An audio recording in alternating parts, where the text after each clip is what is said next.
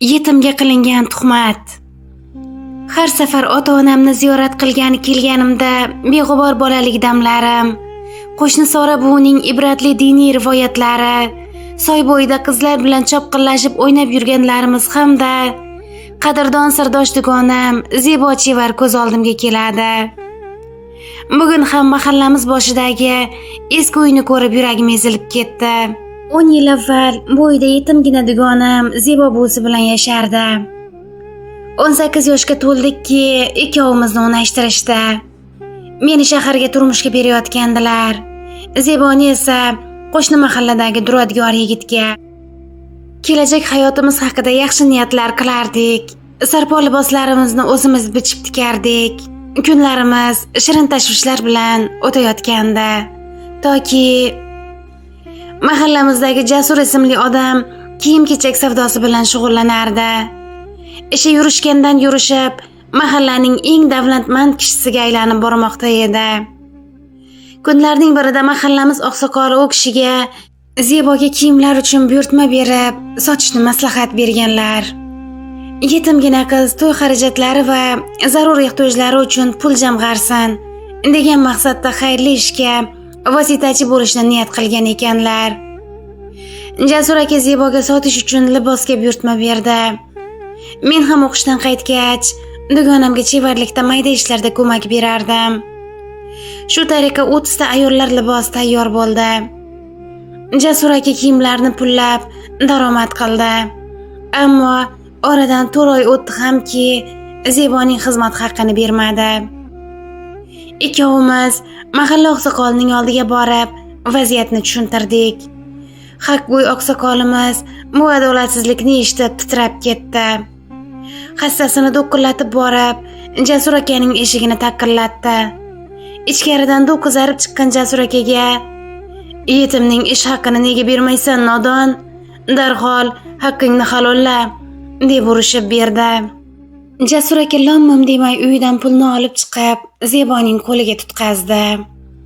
Ammo ertasi kuni alamdan jahlotiga mingan Jasur aka bozor va choyxonada Zeboning sha'nini yer bilan yakson qilib, uni besharmlikda aybladi. Bunga o'zi guvoh ekanini aytib, dunyoga jar soldi. Mahallaga gap so'z oraladi. Zeboga buyurtma bermay qo'yishdi. Fotihasi ham buzildi.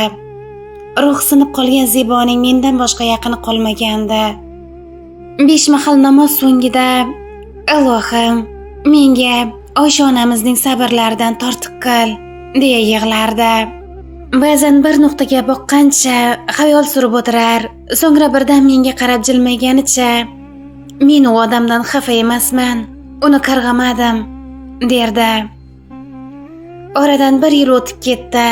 Men turmushga chiqib, farzandli ham bo'ldim. Ranglari sarg'ayib, ozib ketgan Zebo tez-tez hushini yo'qotadigan bo'lib qoldi. Oxir oqibat kasalxonaga tushib, qayta hushini yo'qotib, o'nglanmadi. Jasadni topshirayotgan shifokor uning yuragi tug'ma xasta ekanligini aytdi. Yetimgina Zebo eski uyini va qarib qolgan buvisini ham yetim qilib tashlab ketdi. Tobutni olib chiqib ketayotganlarida buvisi: "Qizim ma'sum edi, bolaginam pok edi, uni tuhmat o'ldirdi", deya faryod chekib qoldi. Sora buvi: "Jasurni o'z tuhmati uradi endi, evoh", deganda o'shanda. Mana oradan yillar o'tib ketdi. Rahmatli Sora buvi aytganlaridek, Jasur akani qilgan tuhmati urdi. Bir kechadayoq oyoq qo'li ishlamay shol bo'lib qoldi. Eshigi oldida aravasida bechora xor alfozda o'tiradi. Odamlar uning ikkala qizi ham shaharda tanafurushlik qiladi deb gapirishadi. Zebo uni qarg'amagandi, ammo Alloh odil zot uni ogohlantirdi. Yetim haqqiga ko'z oylaytirish va pokiza ayollarga tuhmat qilish kabi gunohi kabiralar haqida o'ylar ekanman, lol qolaman. Allohim, zarracha yomonlikni ham, zarracha yaxshilikni ham bejavob qoldirmaysan. Ammo biz g'ofil bandalar buni idrok qila olmaymiz. Tamom. Tinglaganingiz uchun rahmat.